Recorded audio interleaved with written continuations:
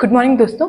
तो आज के इस वीडियो में हम लोग डिस्कस करने जा रहे हैं एक्यूट कोरोनरी सिंड्रोम, जो कि one of the long question है फाइनल ईयर का। अब सबसे पहले इसे डिस्कस करने से पहले आपको एक आइडिया होना चाहिए कोरोनरी आर्टरी डिजीज के बारे में। कोरोनरी आर्टरीज जो हार्ट को सप्लाई करती हैं, अगर उसमें किसी भी तरीके का ऑब्स्ट्रक्शन होता है तो उसके कारण बहुत सारे क्लिनिकल मैनिफेस्टेशंस होते हैं, जैसे कि एंजाइना जो कि स्टेबल हो सकता है, अनस्टेबल हो सकता है, एमआई हो सकता है, एरिथमिया हो सकता है, सडन डेथ हो सकती है। इसी में से जो अनस्टेबल एंजाइना है और मायोकार्डियल इंफार्क्शन है, उसको हम लोग ग्रुप करके कहते हैं एक्यूट कोरोनरी सिंड्रोम, क्योंकि इनके क्लिनिकल फीचर्स एक जैसे होते हैं और एक्यूटली डेवलप हो रहे हैं due to problems in coronary arteries. अब सबसे पहले आपको डिफरेंस पता होना चाहिए स्टेबल, अनस्टेबल और एंजाइना और एमआई के बीच में।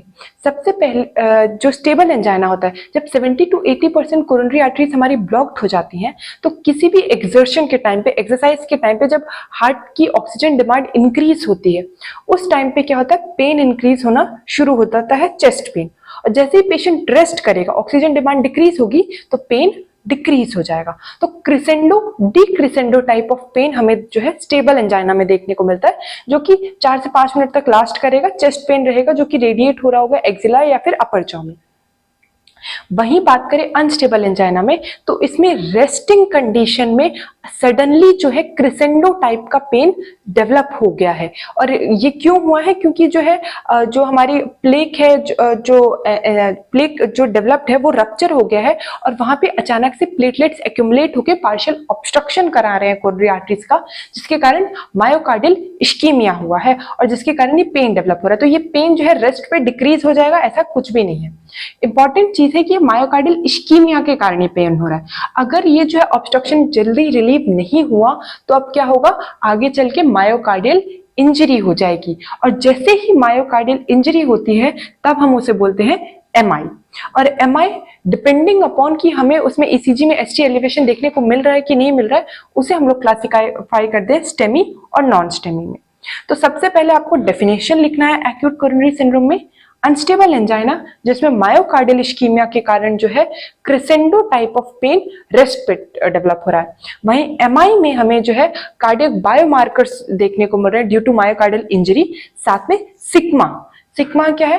एस से सिम्टम्स ऑफ मायोकार्डियल इश्कीमिया, ई से ईसीजी चेंजेस, क्यू से पैथोलॉजिकल क्यू वेव्स, एम से जो है मायोकार्डियम में मोशन वॉल एब्नॉर्मलिटी देखने को मिल रही है और ए से एंजियोग्राफी करने पे हमें थ्रोम्बस देखने को मिल रहा है। तो ये जो है डेफिनेशन हो गया हमारा एमआई का। फिर नेक्स्ट हेडिंग आती है हमारी पैथोजेनेसिस। तो जितने भी कोरोनरी आर्टरी डिजीज होते हैं उनका पैथोजेनेसिस एक ही रहता है। 80 to 90% केसेस में वो एथेरोस्क्लेरोसिस के कारण होती है। वहीं बाकी केसेस में जैसे कि एओर्टाइटिस हो गया, वेस्कुलाइटिस हो गया, कोई ऑटो इम्यून डिसऑर्डर हो गया, तो उसके कारण कोरोनरी आर्टरी में प्रॉब्लम हो रही है और जिसके कारण डेवलप हो सकता है। लेकिन 80 to 90% केसेस में क्या है, एथेरोस्क्लेरोसिस की पहले isolated macrophages foam cells form हुए, फिर इंटरसेल्युलर लिपिड एक्यूमुलेशन होने लगा, फिर फैटी स्ट्रीक फॉर्मेशन हुई, फिर एक लिपिड कोर और उसके ऊपर थिक फिब्रिन कैप डेवलप हुआ। और अगर वो फिब्रिन कैप थिन है तो अचानक से प्लेक रप्चर होके फिर वहां पे प्लेटलेट एक्यूमुलेशन होने लगे, जिसके कारण अनस्टेबल एंजाइना हुआ। और अगर वो पूरी तरीके से जो है ब्लॉक कर दे रहा है कोरोनरी आर्टरी को तो एमआई हो सकता है। तो ये है हमारा पैथोजेनेसिस। बात करें रिस्क फैक्टर्स की, तो रिस्क फैक्टर्स को हम लोग दो ग्रुप में डिवाइड कर सकते हैं, मॉडिफाइबल रिस्क फैक्टर्स और नॉन मॉडिफाइबल रिस्क फैक्टर्स। अब एज हो गया, सेक्स हो गया, आपकी फैमिली हिस्ट्री हो गया, जेनेटिक्स हो गया, इसे हम मॉडिफाई नहीं कर सकते, इसीलिए आते हैं नॉन मॉडिफाइबल रिस्क फैक्टर्स में। मॉडिफाइबल में क्या आएगा, जैसे कि आपका बीपी हो गया, कंट्रोल करो, ब्लड शुगर बढ़ा हुआ है डायबिटीज में तो उसे कंट्रोल करो, कोलेस्ट्रॉल बढ़ा हुआ है, हाइपर कोलेस्ट्रोलेमिया, ओबेसिटी हो गया, अल्कोहल हो गया, डाइट हो गई, ये सारी चीजें मॉडिफाइबल रिस्क फैक्टर्स में आती हैं। अब क्लिनिकल फीचर्स ऐसे पेशेंट्स में एक्यूट कोरोनरी सिंड्रोम में क्या देखने को मिलेगा, तो ये जो है हमें एक्यूट चेस्ट पेन, जो कि लेवाइन साइन के साथ पेशेंट बोल रहा होगा, इतना ज्यादा सीवियर चेस्ट पेन होगा कि पेशेंट को लगेगा भाई अब तो टपकने ही वाला है। और जो है ये चेस्ट पेन जो है कहाँ रेडिएट कर रहा होगा, टुवर्ड्स द एक्सिला या फिर लोअर जॉ की तरफ। अब जब ये पेन रेडिएट कर रहा है, इसके साथ साथ में पैल्पिटेशंस देखने को मिलेगा, टेकीकार्डिया देखने को मिलेगी, डायफोरेसिस देखने को मिलेगा, पैलर देखने को मिलेगा, कार्डियक आउटपुट डिक्रीज हो जाएगा, तो oliguria, hypo hypotension, cold peripheries, ये सारे फीचर्स देखने को मिलेंगे। वहीं अगर इंफीरियर वॉल एमआई है तो उस केस में जो है ब्रेडिकार्डिया देखने को मिलेगा, वॉमिटिंग देखने को मिलेगी। तो ये सारे क्लिनिकल फीचर्स हैं। ऐसे पेशेंट्स में जो है कॉम्प्लिकेशंस भी डेवलप हो सकते हैं, जैसे कि माइट्रल रिगर्जिटेशन हो गया, एरिथमिया डेवलप हो गया, एट्रियल फिब्रिलेशन मोस्ट कॉमनली होता है, लेकिन ये लेस सीवियर है as compare to ventricular fibrillation, जिसमें जो है क्या कार्डियक आउटपुट बहुत ज्यादा कॉम्प्रोमाइज हो जाता है। इसके अलावा एक्यूट हार्ट फेलियर डेवलप हो सकता है, जिसके कारण डिस्निया, ब्रेथलेसनेस हो सकती है, पेरिकार्डाइटिस हो सकता है, Dressler syndrome generally post MI develop होता है। ये एक ऑटो इम्यून रिएक्शन है जिसमें जो है पेरिकार्डाइटिस, प्लूराइटिस और फीवर जैसे फीचर्स आएंगे। तो ये जनरली 1-2 हफ्ते बाद जो है एमआई के डेवलप होता है। फिर उसके अलावा वेंट्रिकुलर सेप्टम रप्चर हो सकता है, वेंट्रिकुलर रप्चर हो सकता है, पैपिलरी मसल रप्चर हो सकता है, वेंट्रिकुलर एन्यूरिज्म हो सकता है, वेंट्रिकुलर रीमॉडलिंग और एम्बोलिज्म। ये सारे डिफरेंट कॉम्प्लिकेशंस हैं जो कि डेवलप हो सकते हैं किसमें, हमारे जो है एक्यूट कोरोनरी सिंड्रोम में। क्लिनिकल फीचर्स डिस्कस करने के बाद अब नेक्स्ट क्या हम लोग बोलते हैं, मैनेजमेंट। मैनेजमेंट का 2 पार्ट होता है, इन्वेस्टिगेशंस और ट्रीटमेंट। अब इन क्लिनिकल फीचर्स के साथ पेशेंट आ रहा है तो आप क्या करेंगे, हमने डेफिनेशन में बताया था ईसीजी चेंजेस, तो पहले आप ईसीजी करेंगे और ईसीजी चेंजेस में आपको लीड्स के बारे में थोड़ा सा आइडिया होना चाहिए। आप लोग इमेज देख पा रहे होंगे चेस्ट लीड्स और लिम्ब लीड्स की। तो नॉर्मली चेस्ट लीड्स में लीड V1 और V2 जो है सेप्टल लीड्स बोलते हैं, क्योंकि वो जो है सेप्टम में अगर एमआई हो रहा है तो उसमें जो है सबसे पहले चेंजेस देखने को मिलेंगे। V3 V4 जो है एंटीरियर वॉल ऑफ एमआई को डिटेक्ट करते हैं और V5 V6 की पोजीशन आप लोग देख पा रहे होंगे लैटरल चेस्ट वॉल पे है, तो लैटरल वॉल एमआई को वो डिटेक्ट करते हैं।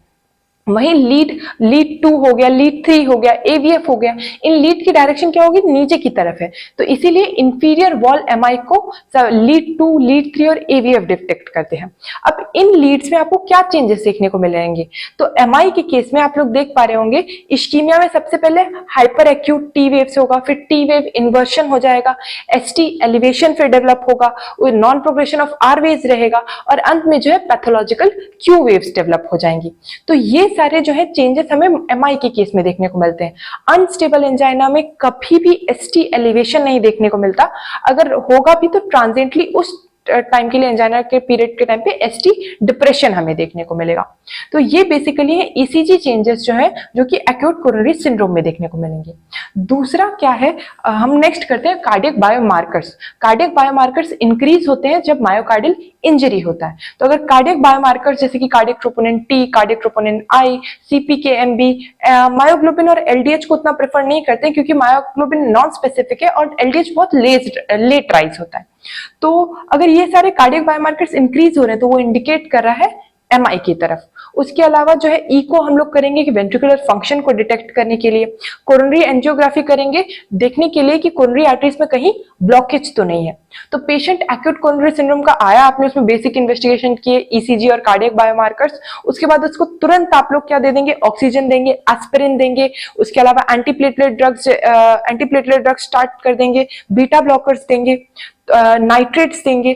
तो ये आपने बेसिक पहले ट्रीटमेंट किया। और अगर देख रहे हैं कि एसटी एलिवेशन है क्या, अगर एसटी एलिवेशन है तो तुरंत जो है अगर हमारे पास परक्यूटेनियस इंटरवेंशन की फैसिलिटी अवेलेबल है और पेशेंट विद इन 120 मिनट्स आ रहा है तो हम सब स्टार्ट कर देंगे परक्यूटेनियस इंटरवेंशन। अगर परक्यूटेनियस इंटरवेंशन पॉसिबल नहीं है तो फिर हम देखेंगे क्या कोई कॉन्ट्रा इंडिकेशन है थ्रोम्बोलाइसिस के लिए, जैसे अनस्टेबल एंजाइना में हम कभी भी थ्रोम्बोलाइसिस नहीं करते, या फिर जो है अगर इंट्राक्रेनियल हैमरेज है पेशेंट को या फिर कोई एक्टिव ब्लीडिंग है तो ऐसे केसेस में थ्रोम्बोलाइटिक्स का इस्तेमाल नहीं करते, वरना जो है उस थ्रोम्बस को डिसॉल्व करने के लिए हम लोग क्या जो है एलटी प्लेस, टेनेक्टी प्लेस, इसका इस्तेमाल करके उस थ्रोम्बस को डिसॉल्व कर देंगे। तो ये थ्रोम्बोलाइटिक्स दे दिए। उसके अलावा साथ में हम एंटीप्लेटलेट्स, एंटीकोगुलेंट्स जैसे कि heparin, low molecular weight heparin और फोंडापेरिनॉक्स, ये सब को स्टार्ट करेंगे। फिर सेकेंडरी जो है पेशेंट्स को एस इनहिबिटर्स या एआरबीज के ऊपर रह सकते हैं। सेकेंडरी मैनेजमेंट के तौर पे जो हम लोग लिपिड लोअरिंग ड्रग्स दे सकते हैं, अगर उसका ग्लूकोज बढ़ा हुआ है तो anti diabetic drugs, anti hypertensive drugs देंगे, उसको लाइफस्टाइल मॉडिफाई करने के लिए बोलेंगे। तो ये सारे डिफरेंट टाइप्स ऑफ इंटरवेंशन है। अब इंपॉर्टेंट चीज ये है कि जनरली जब एमआई का अटैक आता है तो विद इन 120 मिनट्स जो है परक्यूटेनियस इंटरवेंशन कर देना चाहिए। और थ्रोम्बोलाइटिक्स के लिए अपर लिमिट जो रहती है 12 आवर रहता है। थ्रोम्बोलाइटिक्स को अनस्टेबल एंजाइना में इसलिए नहीं करते हैं क्योंकि वो कंप्लीट ऑब्स्ट्रक्शन नहीं हुआ है कोरोनरी आर्टरीज का, और अगर हमने थ्रोम्बोलाइटिक्स इस केस में दिया तो उसके कारण वो जो है छोटे छोटे टुकड़ों में जाके वो आगे बढ़ के परफोरेटर्स को ब्लॉक कर देता है। इसीलिए थ्रोम्बोलाइटिक्स कॉन्ट्रा इंडिकेटेड रहते हैं हमारे अनस्टेबल एंजाइना के केस में। तो ये था बेसिक हमारा overview of acute coronary syndrome. और अगर आपको लॉन्ग क्वेश्चन में एक्यूट कोरोनरी सिंड्रोम आ रहा है तो इन हेडिंग्स में आपको ये सारा लिखना रहेगा। So thank you so much.